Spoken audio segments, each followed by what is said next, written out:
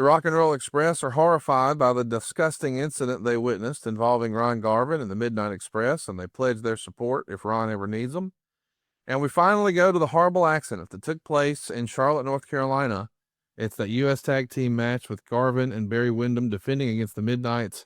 Windham is in your face in trouble.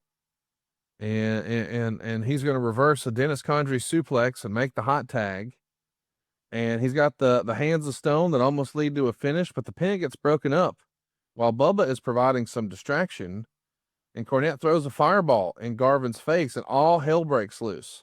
A bunch of faces run in to check on the blinded Ronnie Garvin, and the crowd reaction here is pretty great, as fireballs are pretty common in Memphis, but this audience isn't used to seeing it, so they're all really freaking out at the spot. What do you remember about the introduction of fire here? Was this something you were excited about or nervous about? And how do you remember the fans receiving it? And more importantly, how did the talent themselves receive this idea of involving fire? Well, I understood it. It's flash paper. Sure. You know, it's not, it done right. It's not going to hurt you. Right. You know, you know, and I mean, magicians use it all the time. You take a little, I call it glow plug, you ignite it, and it's gone. It looks devastating done right. I mean, it looks like it'll burn your whole face. You know, Garvin is always up for anything. I thought it was pretty neat myself. I was really, matter of fact, I tried it, the glow plug and the paper and the whole thing. I thought, I like this. I was going to take it home. But, some of the talent, they're, like Bobby Eaton. Now, you want to try it on him? He was scared to death. Yeah. Of it. I've heard from Jerry Lawler that you don't throw the fireball, you present the fireball. That is correct. That is correct. You put your hand, because the paper's in the hand with the glow plug, and poof. And that poof is what goes out. You don't throw it. You just, and then that expands. Let's talk about the fallout here. All the fans, or the faces rather, they're going to tend to Ron Garvin. And then out of nowhere, a panic-stricken Jimmy Garvin and Precious run out and throw a towel on Ron Garvin and tend to him. Now, this is kind of cool because this adds to the realism, because they have the same last name, but one's a heel and one's a babyface. So to see a heel come out and try to look after a babyface, that does sort of break the fourth wall a little bit. I like that. Mm-hmm. What is the last name? They could be cousins. Yeah, we don't know. That's right. The Armstrongs are here, and they've seen Ron Garvin hitting the gym, even though his vision is incredibly poor now.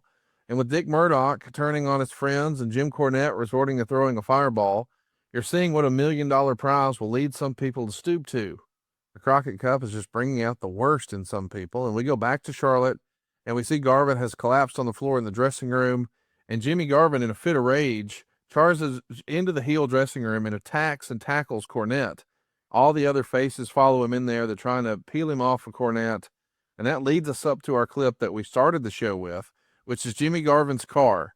And Jimmy is so desperate to get Ron to the hospital, he removes a police barricade from the parking lot and just hauls ass out of there.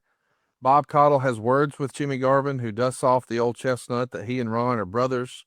And he's been taking stock of his career path and Ron's career path. Ron always plays by the rules. Jimmy always cheats. Jimmy's just beside himself with guilt, because as much as he breaks the rules, he probably deserves to be in the hospital more. He promises revenge for his brother, and even if he has to fight Cornette and all three of these men at once. Tony is going to scold the Midnight Express for having the belts, and Jim Crockett, looking and sounding furious, announces that Jim Cornette is indefinitely suspended from both television and live events, and that both members of the Midnight Express will be fined $1,000 a day until they return those title belts. Ron Garvin, with some really gross, convincing burn makeup on his face, cuts a promo in another studio. He thanks his brother for coming to his aid. Even though they don't always agree about his in-ring antics, he demands a match with Jim Cornette, enticing him by noting that Cornette has to fight, for the moment, a one-eyed man.